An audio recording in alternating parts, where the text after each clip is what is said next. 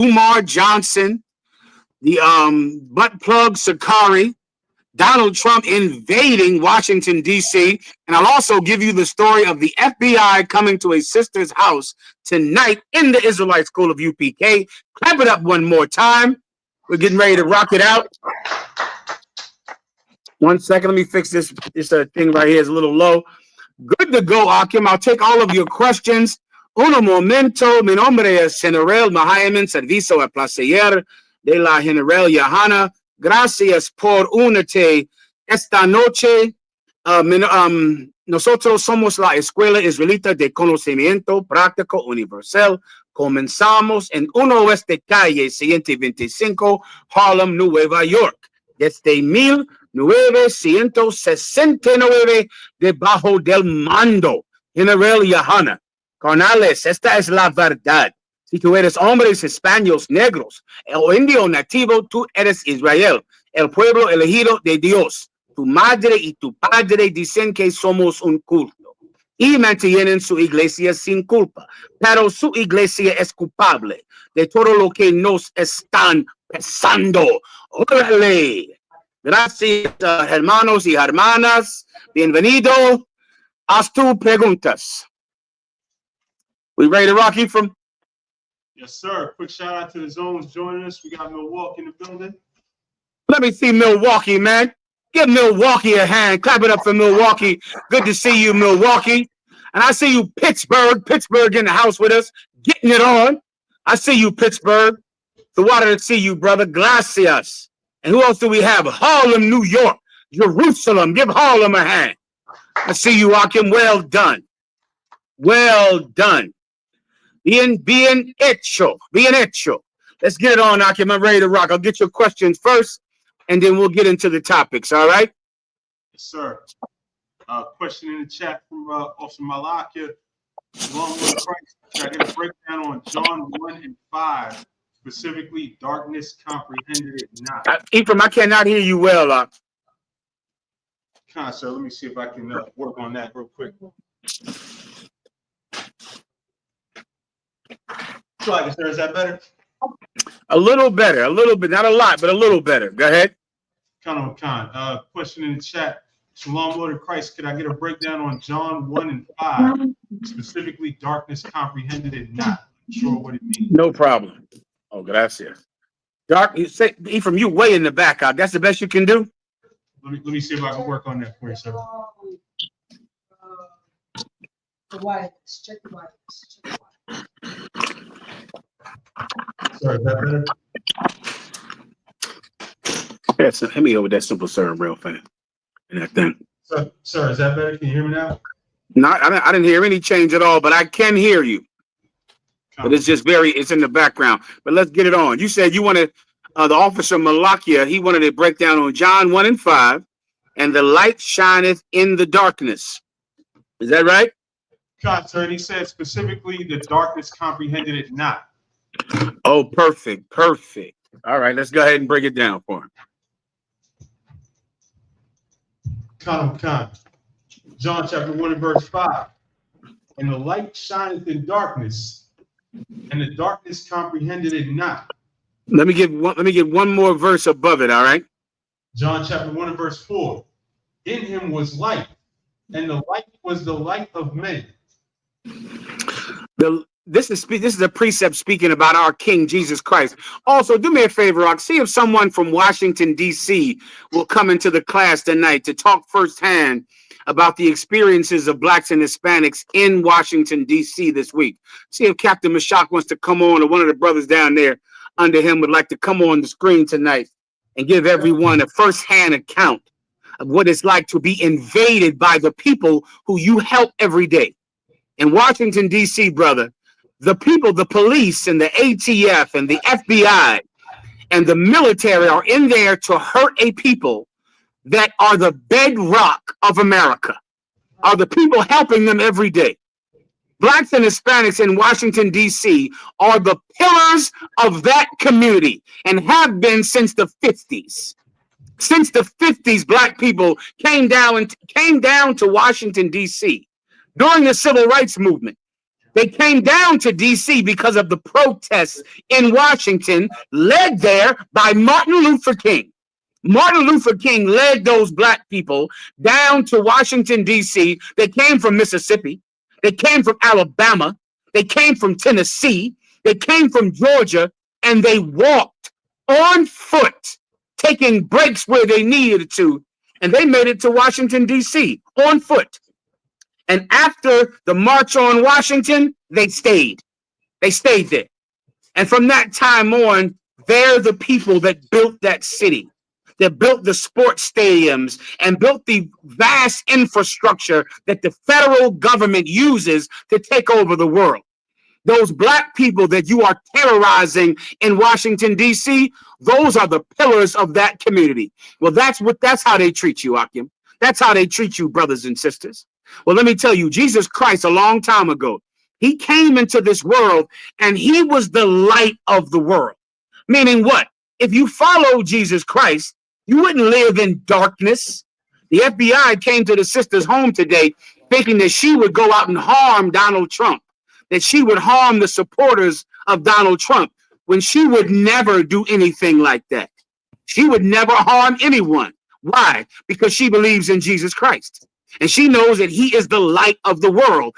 And if Donald Trump would have followed Jesus Christ, if his supporters would have followed Jesus Christ, then they wouldn't harm poor brothers and sisters trying to get a job in California, trying to be able to find a home in Washington, D.C. Jesus Christ said he was the light of the world, but they rejected that light. What's the metaphor being used here, Malak? The metaphor is like living in darkness.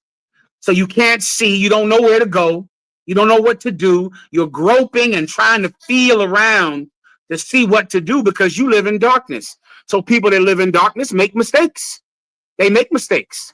But people who will live in the light, they see where they're going. They do the right thing because everything is laid out in front of them because they have the light. Jesus Christ is the light of the world and they rejected it. You understand? Colonel, no problem. Go ahead and read. Colonel Khan, Salaka, sir. Verse 5, and the light shineth in darkness. And the light shines in darkness.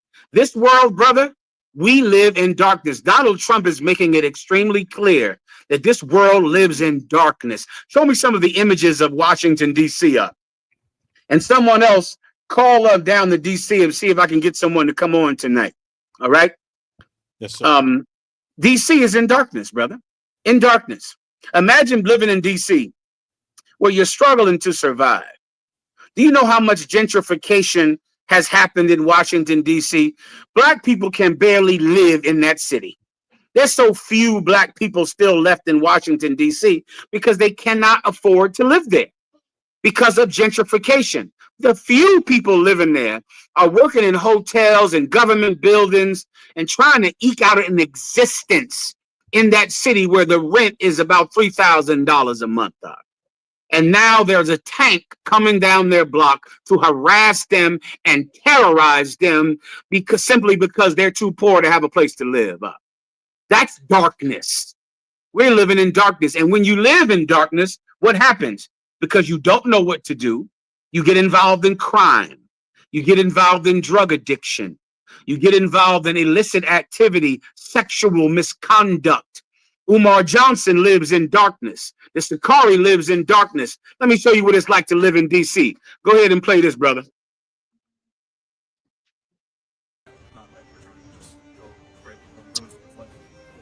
Ephraim, I can't hear a damn thing. I don't know if you can. You can't smoke outside.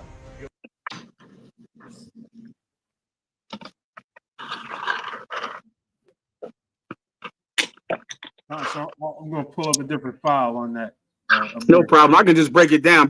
People have usually they've seen this video of black people just sitting outside, sitting on the step, and here comes the FBI, the ATF, the park rangers. Smokey the Bear comes down the goddamn block to harass them. Every federal agent in the world comes down to four brothers, lost already, in darkness already, smoking on a step, alcoholics, hurting, child support, women who hate them, children who hate them. And now here comes the Marines and the Air Force coming down on you, sitting on your step. We live in darkness, and the people that work for ICE live in darkness.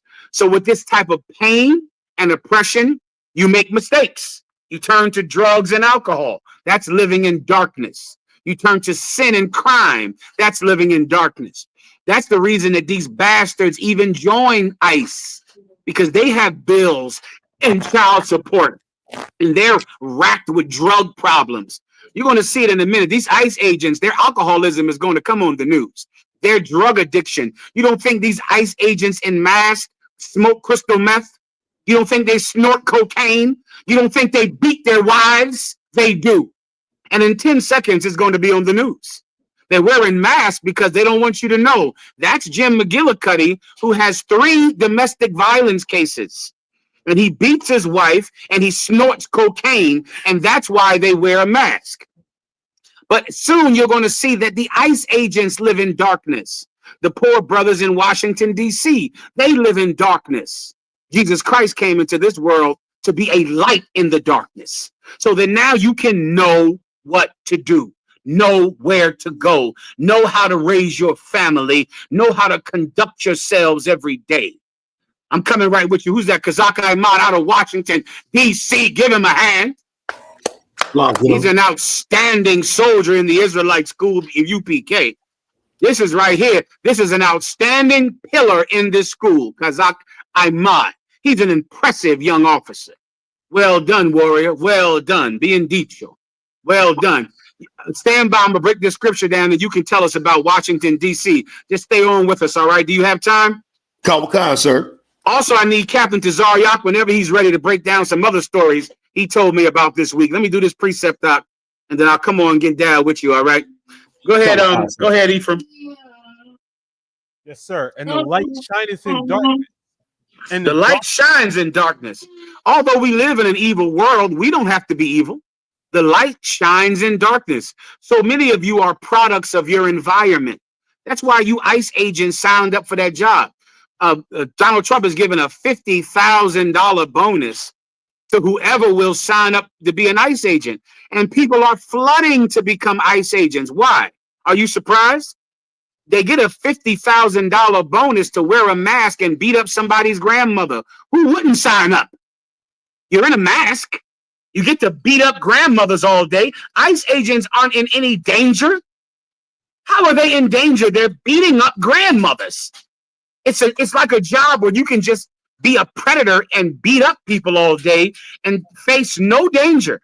And you wear a mask. So after you beat up someone's grandmother, no one even knows who did it. They're flooding in to become ICE agents. You know why? Because they live in darkness. They'll do anything for money. You know what's wrong with ICE agents? The same thing that's wrong with bank robbers and criminals. And both of them wear masks. Both of them. ICE agent wears a mask for the same reason a bank robber wears a mask or any criminal wears a mask. They are afraid of repercussions. They're afraid for someone to know what they do to get money. They're afraid of that. You don't have to be like that. I know you're in a world where money is the greatest thing in the world, but it doesn't have to be the greatest thing to you. I pray you understand. Jesus Christ is the light in darkness. You can have the light, even though you live in a very dark world. Continue. Khan. The darkness comprehended it not. Read that again. I'm not sure if you can hear Ephraim. Give me a 1W up. And the darkness comprehended it not. You see, the darkness doesn't understand that Jesus Christ is the light that they've been waiting for. They don't know. They see him and they think, those people are in a cult. They're crazy. When meanwhile, we're the only ones that you're safe around. The FBI has nothing to worry about with coming to our daughter's house because we are the only ones that you are actually safe with. Now, the other people, I can't verify for them. I don't know what they'll do to you out there. These old white boys out there in the woods, these white supremacists, I can't vouch for them. I can't stand for them. But daughters in the Israelite school of UPK, brothers in the Israelite school of UPK, we would never harm anyone. We would not break a smoking reed. We would not crush a blade of grass. We wouldn't do that. That's not who we are, because we have the light. We understand that you shouldn't harm people unless it's for self-defense. We understand that you shouldn't try to hurt someone who hasn't harmed you. Now, you ask ICE agents if they've learned the same. Ask them. Ask them if you've learned that you shouldn't harm someone who is not trying to harm you, that you should be gracious and kind to the elderly, that you shouldn't take up violence against someone that is not taking up violence against you. You see, we are the peaceful people of the planet Earth, but the ICE agents, you are the violent. You understand? You live in darkness. Anything else, Ephraim? Lie, sir. That's all on that. Okay, what's the next? Let's bring Kazak Ahmad up real fast, all right? Kazak Ahmad, what's going on, warrior? How about Shem Yahushai Barakatah? Shalom, General Yahweh Shem Yahushai Barakatah, sir. Good to talk to you last night. Listen, I'm glad you came on tonight, brother. I want to see if I can get a first-hand account of what's happening down there in Washington, D.C. Give me some images, if you could, up on the screen for me, please, brother. Ephraim will put them up on the screen. Listen, there's terrible images coming up on everyone's phone, man. You grew up in the DC. You grew up in the DC area? Not originally, sir. I got over here through Esau's military, and then I came. Ain't that something? I forgot about that. So you're in DC because you fought in the white man's military, came up to DC, and now you're living in DC. Now you're part of the economy and the infrastructure of DC because you came to serve this country. So many people in DC are just like you. They came up here because Martin Luther King told them to come here. To fight for rights and fight to improve their lives. You came to DC in the white man's military, went and stayed there to make a home for yourself. Now you're being terrorized by masked men every day. Please, Kazak Ahmad, please explain to the brothers and sisters who aren't from DC what's been happening this week. Khan, General, just to piggyback on what you were saying earlier, DC for a long time has been gentrified. And Esau has been pushing out the brothers and sisters that are originally from DC. Grandparents came from Alabama following Martin Luther King. And so they've been pushing all black people out of DC to the point where most brothers that are from DC don't live in DC. Most of the people in DC now are from somewhere else. So that's the first part of it. And then right now with Donald Trump taking over the metropolitan police and acting National Guard, it's like it's martial law. It's martial law without him declaring martial law. They're police in the streets, and it's like what the police officers would normally do. You have soldiers now treating blacks and Hispanics in DC like they are the enemy force in America, going and like how the Israelis are doing the Palestinians. It's the Esau was doing that to God's people in DC, but worse, way much worse. They're stopping brothers, asking for their papers like this is Nazi Germany. It's if I wasn't in the truth, I would say it's unbelievable, sir. But Commander General Hanna has been saying this day would come, and so it's not surprising to me. But it's to those in the world, it's unbelievable to see that this is actually happening in America, and this is happening in the nation. And now, and back when you were in the world and you were in the white man's military, these are the kind of things you saw the military do in Afghanistan. The water, sir. This is exactly what Esau does overseas to enemies. So you're in the white man's military. You're seeing the exact same practices that you saw in Afghanistan, but now they're happening in Southeast DC, Southwest DC. That's well, right, listen, sir. That's our reward for being the bedrock people of this nation. Can you imagine? They're not harassing the billionaires who take from everyone, who pollute the environment, pollute the water, pollute the food you eat and the air you breathe. They're not harassing them. Right. They're not policing them, but they're going and terrorizing the people who only get taken from, who only get harmed. Doc. The amount of cruelty that our oppressor has for us, Doc, I've never been able to understand it. I've never been able to get how, you could hate someone who serves you all day. Right. Someone who serves you, someone who gives you your coffee and your food and sweeps your floors and who watches your children and who feeds you. And yet you see them as an enemy when all they do all day is help you. Our oppressor, Rock, is an animal. He's just an animal, Rock, and he is unfit to be in charge. And the biggest reason he shouldn't be in charge is because of his lack of compassion, Rock. That's right. Lack of compassion, Rock. Compassion is something that I know this world can't stand. I know you got Joe Rogan and Donald Trump and all of you Navy SEAL hunters out there. The whole internet is full of Navy SEALs. Before the internet, I would have never known that everyone was a Navy SEAL. I didn't know that. Before you know it, everyone is a Navy SEAL, super op agent, tactical warrior. I didn't even know that. Who knew? I didn't even know that it was so many of them. Well, they're everywhere, and all of them are tough as they could be. They're so strong and tough. Oh, and they're so tough because they went over to Afghanistan and they killed goat herders. They went over to Afghanistan and killed people who were goat farmers, and they came home thinking that they were General Patton. They thought they were MacArthur because they killed a goat herder in Afghanistan. Now they come to D.C. and harass a brother selling food on the sidewalk. A homeless person living in a tent, and they think they're soldiers. Can you imagine going over to a homeless tent, taking over the tent, dragging the people out, and thinking you are a big badass military man? That's a hero? You think you're an American hero because you could beat up a people with no defense? Let me tell you something. The Lord God that sits in heaven, he defends the poor. He defends the weak. They don't defend themselves. God defends the innocent. God defends the people that are too small to defend themselves. I'm going to give you that in the Bible in 1 second. I pray you white boys out there understand.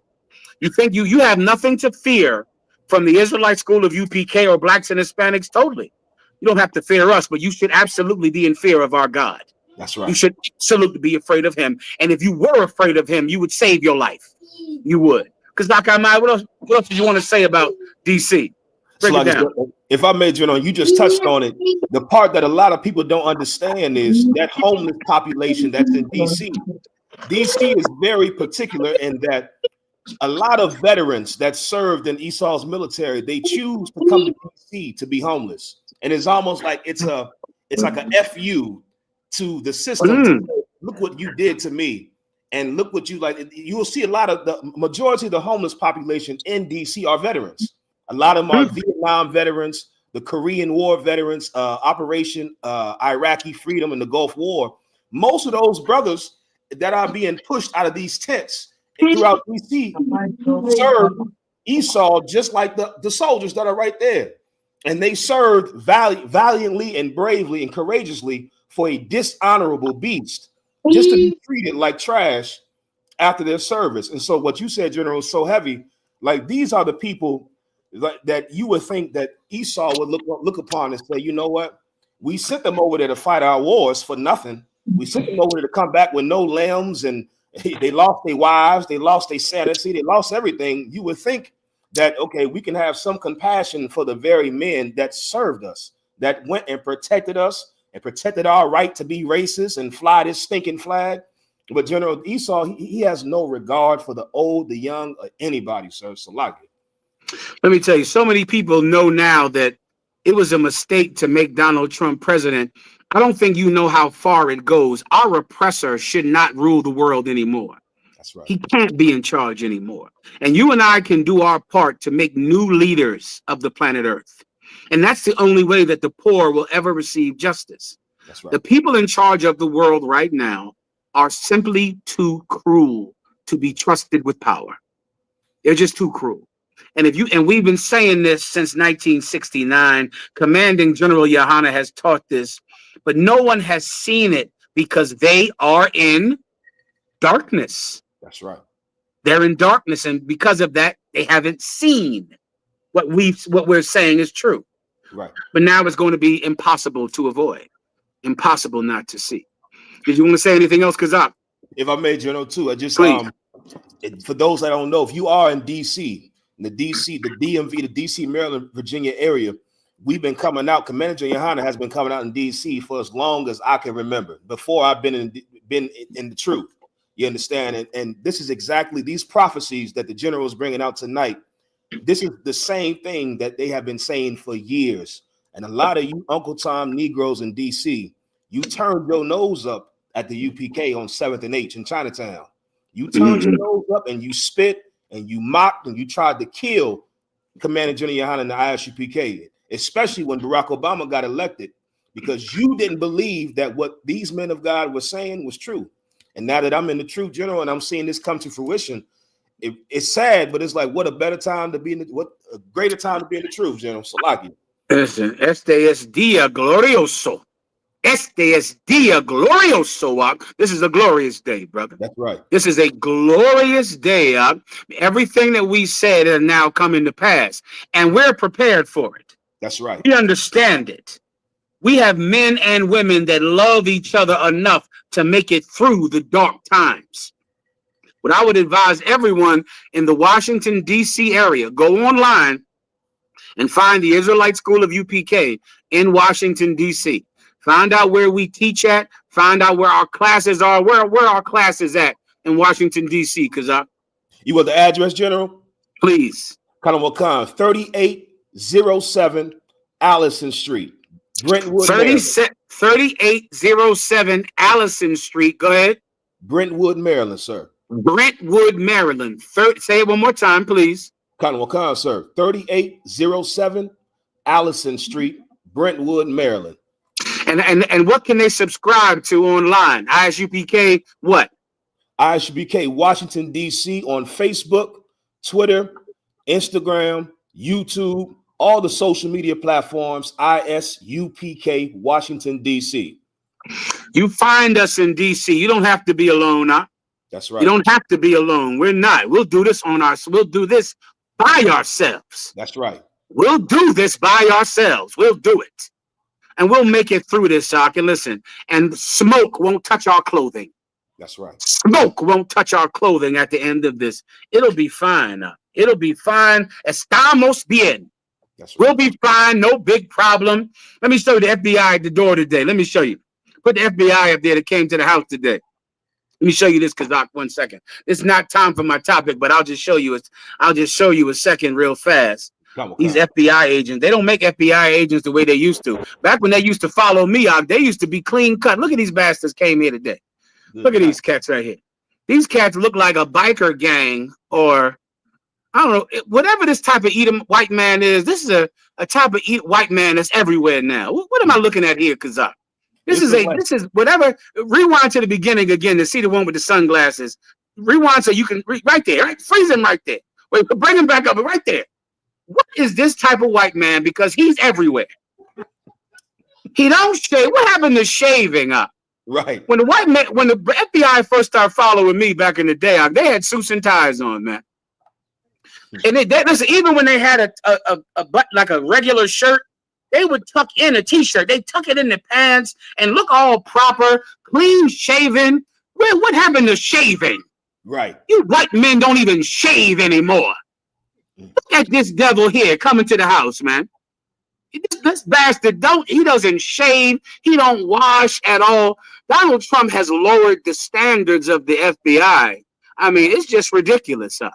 When they were the first people that followed me, those cats look like robots. They look like suit and tie wearing, look like they shave their face every 2 hours. They look like they would shave their face every 2 hours. Now look at the FBI right now. Dirty and wearing sunglasses and hasn't shaved in 2 damn weeks. No suit, no tie, nothing. Let me see if he tucked that shirt in his pants. Fast forward a little bit up. Because I think that shirt is, look at this cat here. Look at him, looking all in the damn house. Looking inside, no shirt tucked in at all. This is disgraceful, man. This is disgraceful. I wonder if they even need a college degree anymore. Well, this is the FBI right now. The brother said DEI hires. Give him a hand. That's right, please. DEI hires. Look at these DEI hires coming to the house for some little girl that scared them on the internet who is harmless. who is harmless. Give me the rewind again to see his face up there on the screen. I'll go into this in 1 second. We're going to talk about the whole goddamn thing in 1 second now. But what everyone should understand is that we don't commit crimes. We don't harm people. We don't harm one hair on anyone's head. What we do is shine a light so that the people who are being harmed know that they don't have to turn to a life of crime. They don't have to turn to self-destructive behavior. There's a way to build yourself and to never become like the monsters who haunt you day and night. There's a way to do it. There's a way to do. You don't have to become like the FBI and the ICE agents that are hunting your steps everywhere you go. Don't be like them. Don't harm people. Don't shoot people. Don't sell drugs to people. Don't beat up old ladies. That's what they do. That's what they do.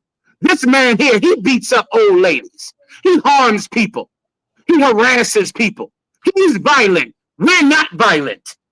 We don't do things like that. But he does. He does. We'll go at the end of the class. I'm going to tell you the entire story. Let me just try to get to some of your questions tonight, okay? Paciencia, por favor. All right? Patience, please, okay? Let me get it real fast. The water Kazak, you can just hang out and stay by unless you wanted to roll. It's up to you, of course, all right?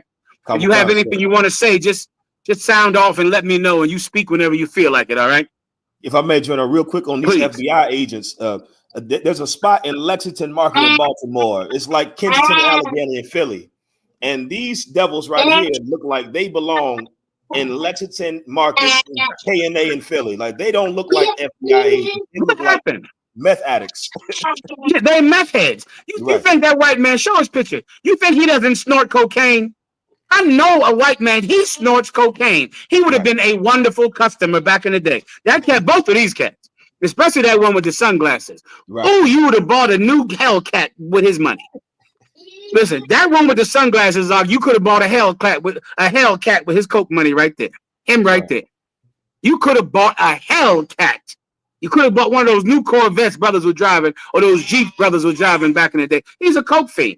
Mm-hmm. He's a cocaine addict. And of course, his job is probably going to 200 houses every day because everyone hates Donald Trump, because everyone hates violent men.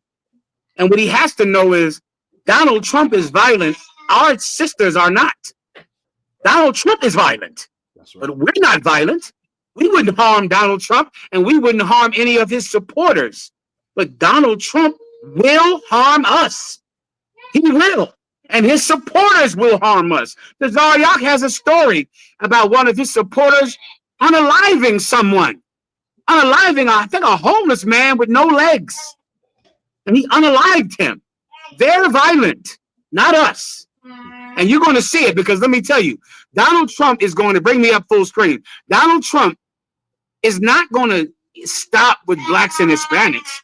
He's not going to stop with California, DC, and New York. He's going to hurt white people too. Donald Trump is going to hurt white people. How do I know that? What does Donald Trump think he is? He's really the president. But what does he behave like? Who wants to answer my question? Donald Trump is the president, but what does he behave like?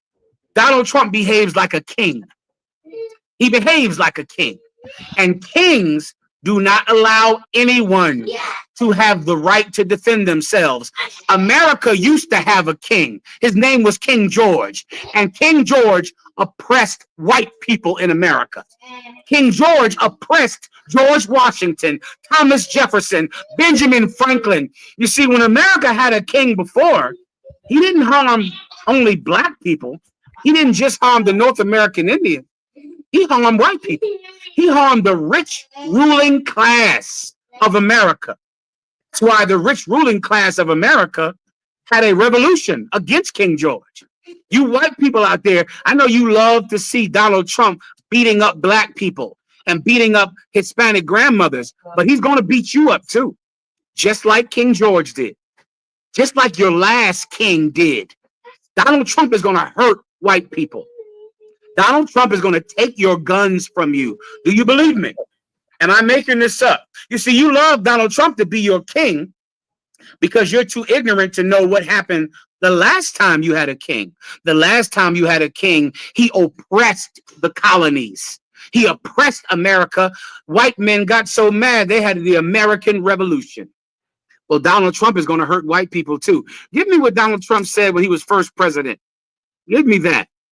What did Donald Trump say about guns when he was first president? All you members of the FBI, ICE agents, hunters, Joe Rogan, all of you Navy SEALs out there that, you're pro law and order, except for January 6th, of course, except for that. But other than January 6th, you're pro law and order. Well, let me tell you what Donald Trump decided to do the last time he was president.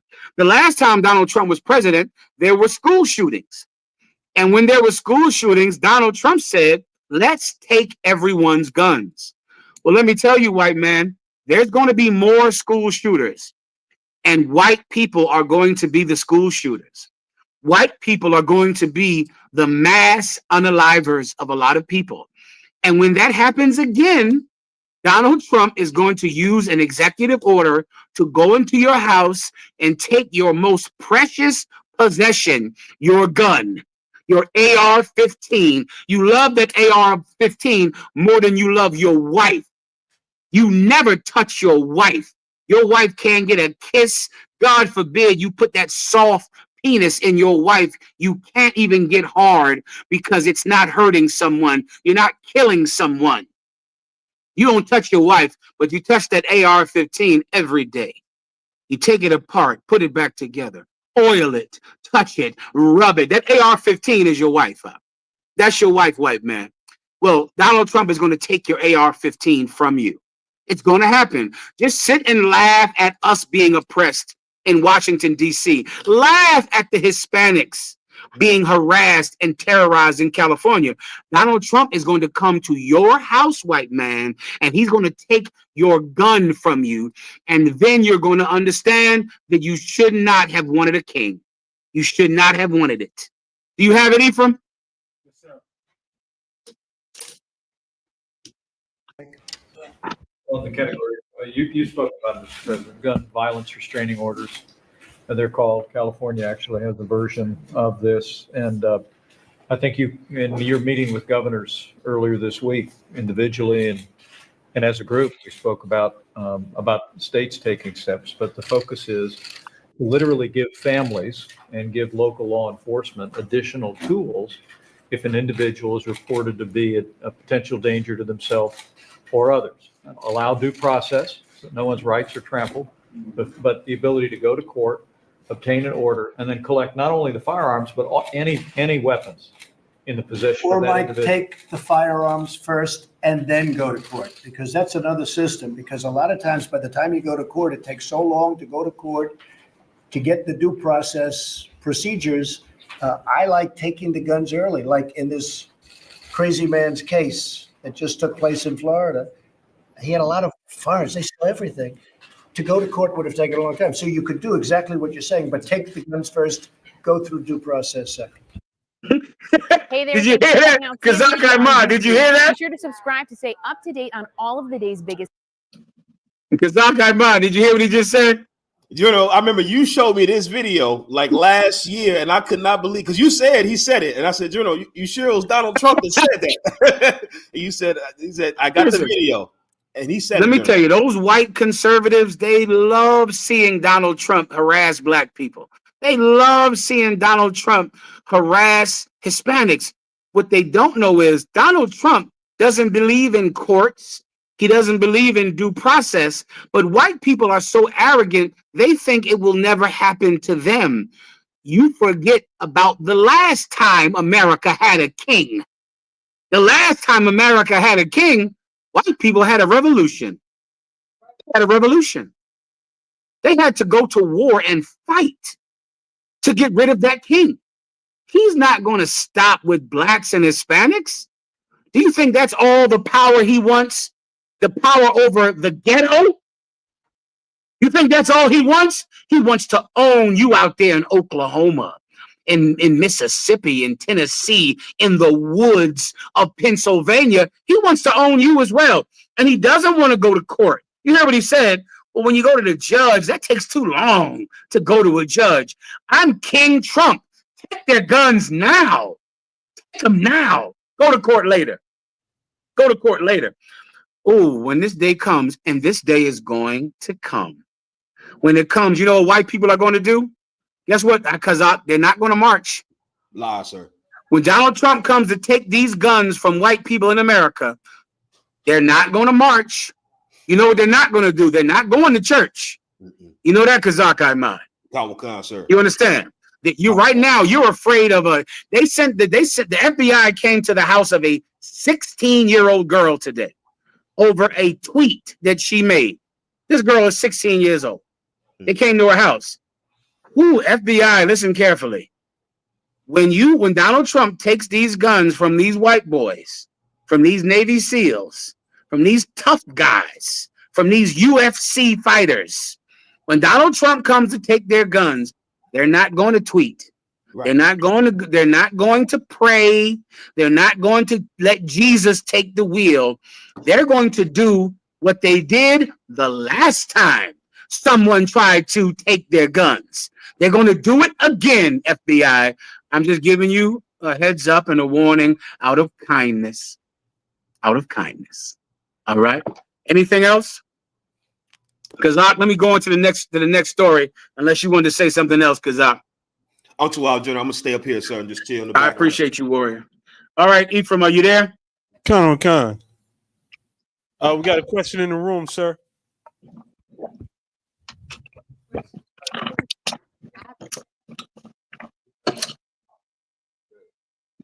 just want to see that help is on the way. Give me some 1Ws if you can hear me well online. Could you hear the sister, sir? I heard nothing.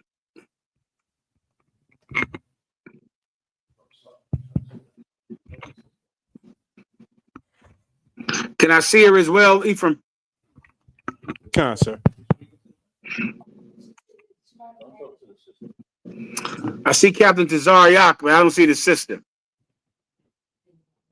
I just want to say help is on the way. Just say help is on the way.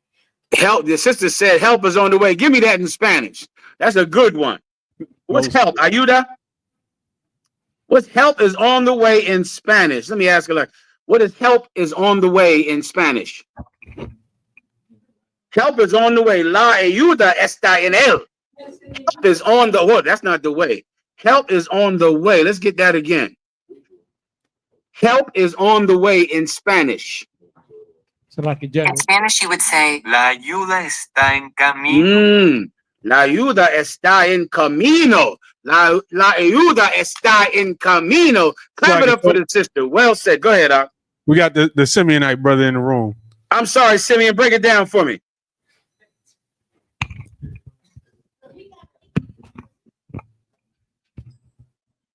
Salaki General, yeah. La ayuda está en camino.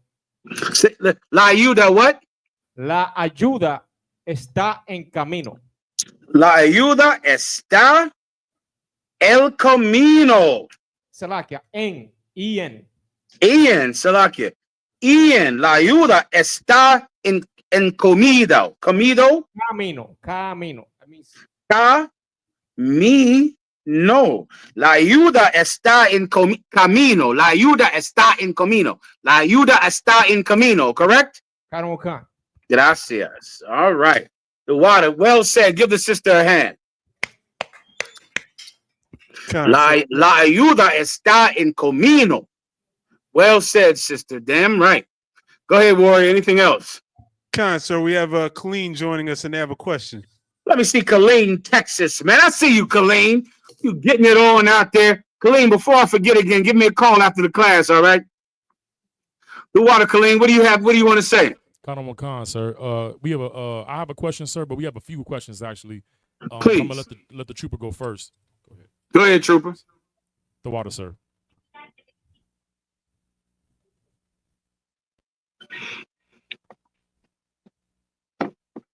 Con on the one con. Have a On a Salaki, on general breakdown on the book of Revelations, chapter 5, verse 11 and verse 12. Trooper, try to be nice and loud. I haven't seen any 1Ws about my sound, which leads me to believe my sound is terrible. All right, no problem. I'm wrong again. We've Go ahead.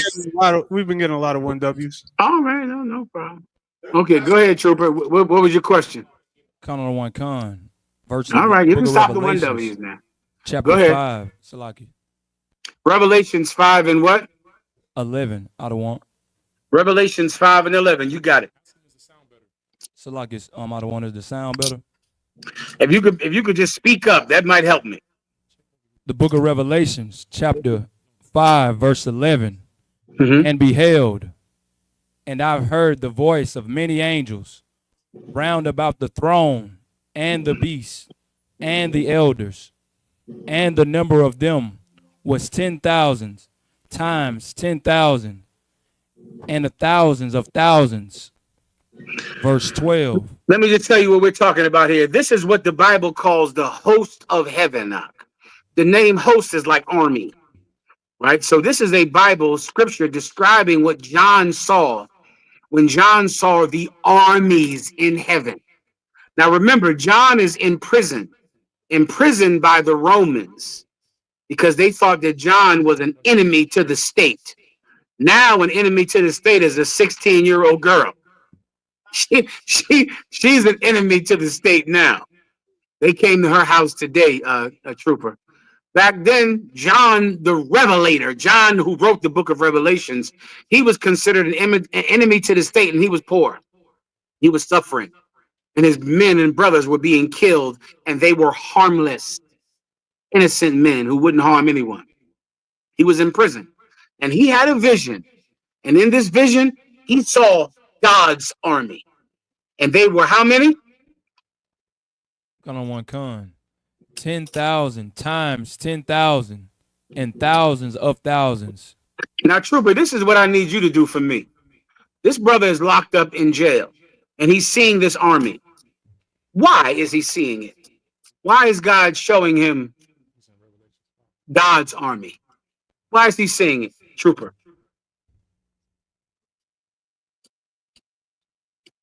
Salaki, I don't know, Adawan. Oh, trooper, you're going to need to know this one day, because one day this will be absolutely necessary to you. John is alone, and he's being oppressed, and he is being imprisoned, and there is nothing he can do to stop it, because a superior military force has taken over his country, and they rule his land, and they've decided to put him in jail, even though it's unjust, even though he doesn't belong in jail. To comfort his soul, God is showing him how big the army of God is, how vast the army of God is. Trooper, there will come times in your life when you will feel small, and you will feel like the people who are trying to hurt you are greater in number than you. And in that moment, remember that the armies of God far outnumber the armies of your enemy. Remember that, trooper. You understand? That's what Washington, D.C. must know. You brothers out there in Washington, D.C., I know what you feel like. I know you feel totally emasculated sitting in your city, on your front step, walking down your streets that you've lived in your entire life, the city you've worked in, and slaved in, and sacrificed for, and paid taxes to. And now there is an army walking down your street, forcing you to pull out your ID. I know you feel emasculated. I know you feel small. Washington, D.C., I don't know. I don't care how many tanks and military vehicles go down the street of Washington, D.C. Don't you ever forget this. Siempre, never forget this, that the armies of God outnumber the armies in Washington, D.C. Remember that.